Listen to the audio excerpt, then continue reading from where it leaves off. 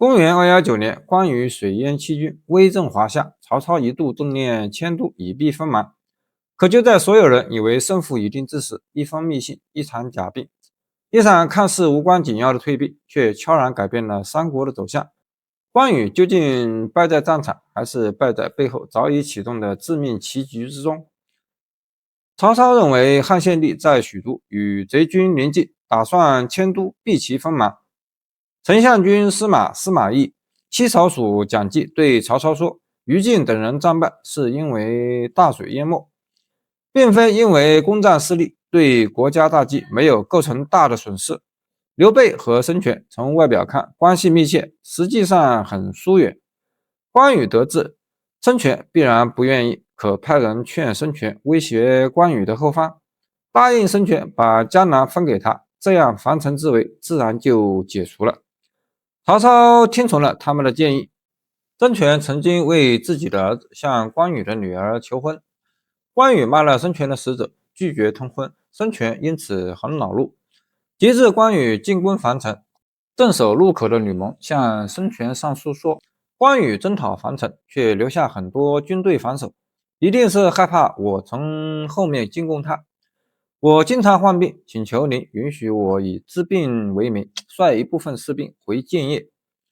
关羽知道后，必定撤走防守的军队，全部调往襄阳。我大军昼夜乘船，溯长江而上，趁他的防守空虚进行袭击，南郡就可攻取。关羽也会被我擒获。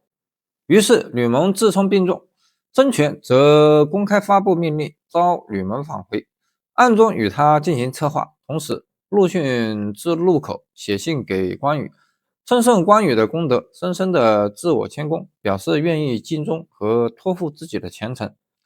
关羽因此感到很安定，不再有疑心，便逐渐撤出防守的军队，赶赴樊城。陆逊把全部情况向孙权做了回报，陈述可以擒服关羽的战略要点。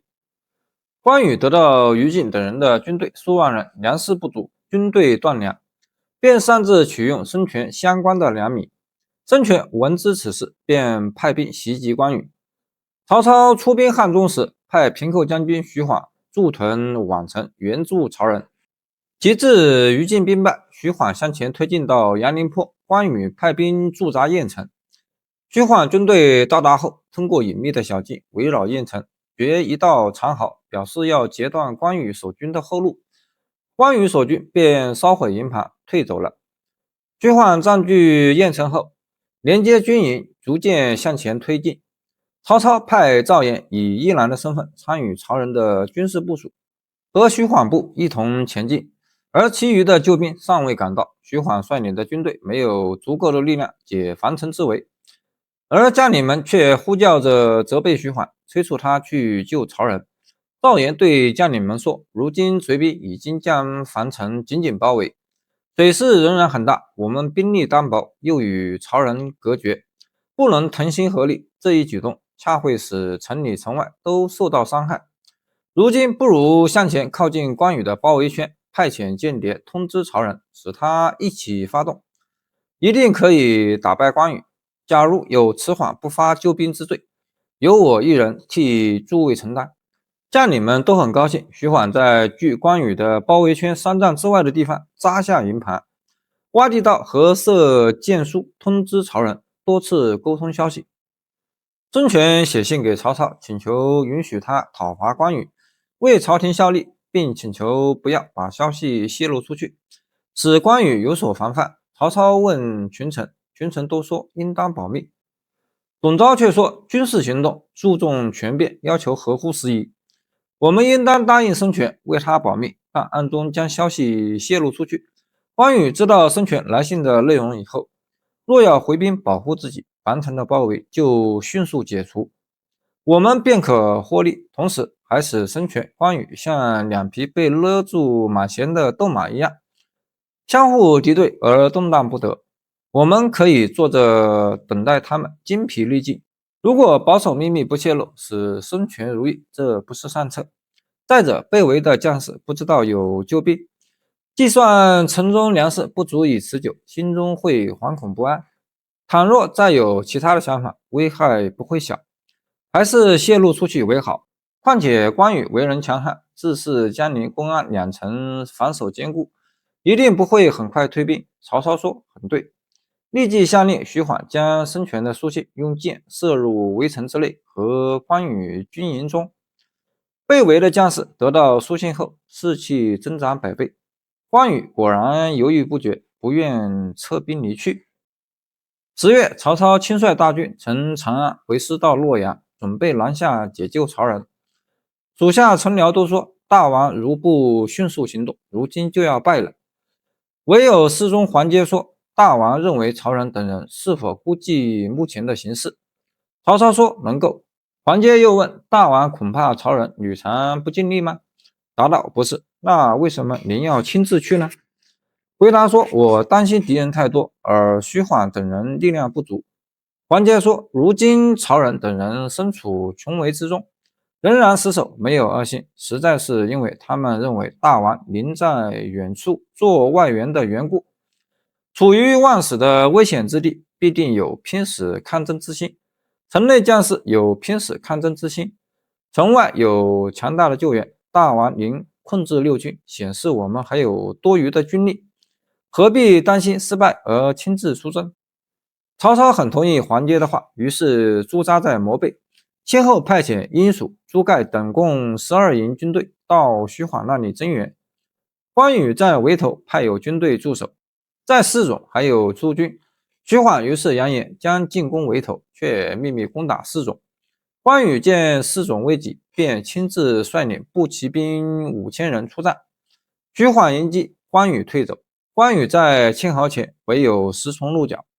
徐晃追击关羽，二人都进入关羽对樊城的包围圈，包围圈被打破，傅发、胡修都被杀死。关羽于是撤围退走。然而关羽的全支仍据守沔水，去襄阳的路隔绝不通。另一边，吕蒙从建业到达浔阳，溯江即死，直向江陵进袭。吕蒙把精锐士卒都埋伏在名为构路的船中，让百姓摇橹，穿商人的衣服，昼夜兼程，将关羽设置在江边守望的官兵都捉了起来。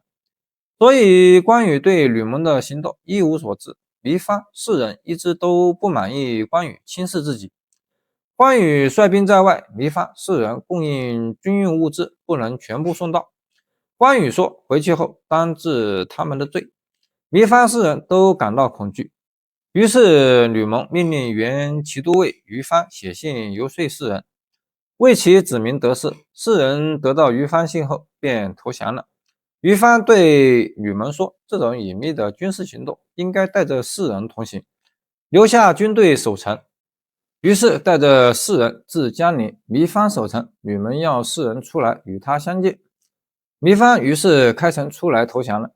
吕蒙到达江陵，把被囚的于禁释放，俘虏了关羽及其将士们的家属，对他们都给予抚慰，对军中下令不得骚扰百姓和向百姓索取财物。吕蒙帐下有一亲兵，与吕蒙是同郡人，从百姓家中拿了一个斗笠，遮盖官府的铠甲。铠甲虽然是公务，吕蒙仍认为他是违反了军令，不能因为是同乡的缘故而破坏军法，便流着眼泪将这个亲兵处斩了。于是全军震恐战尽，南郡因此道不适宜。吕蒙还在早晨和晚间派亲信去慰问和抚恤老人，询问他们生活有什么困难，给病人送去医药，对饥寒的人赐予衣服和粮食。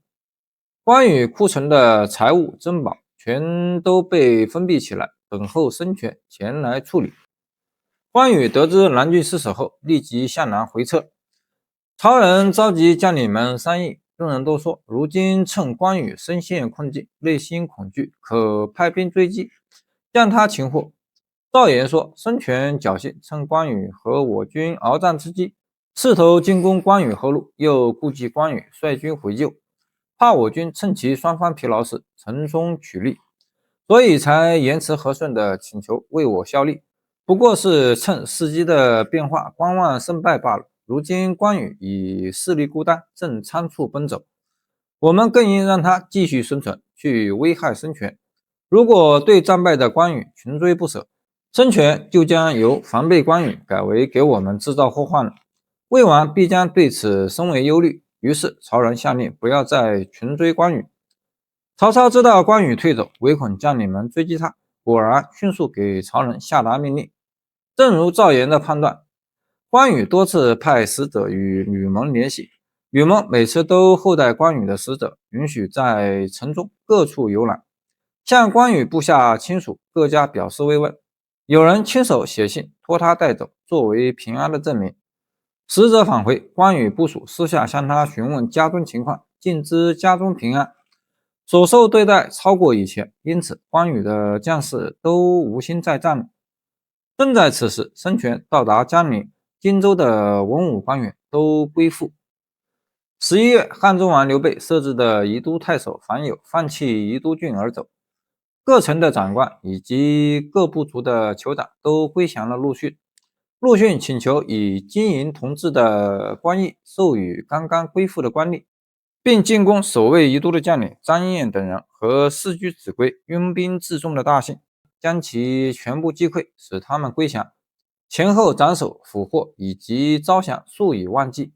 孙权任命陆逊为右护军、镇西将军，晋封为楼侯，率兵驻扎夷陵，守卫峡口。至此，关羽西至蜀地的道路被孙权完全切断。关羽知道自己孤立无援，处境困峻，便向西退守麦城。建安24年12月，公元220年1月中下旬和2月上旬，孙权使人诱降关羽，关羽诈降，把方景做成人像立在城墙上，趁机出逃。孙权听从吴放之言，知道关羽是诈降，便派潘璋、朱然截断关羽归路。当时关羽身边仅10余骑，一路突围至距益州不过1-24里的邻居，最终和长子关平、都督赵磊被潘璋的司马马忠擒获，于关平与邻居被害。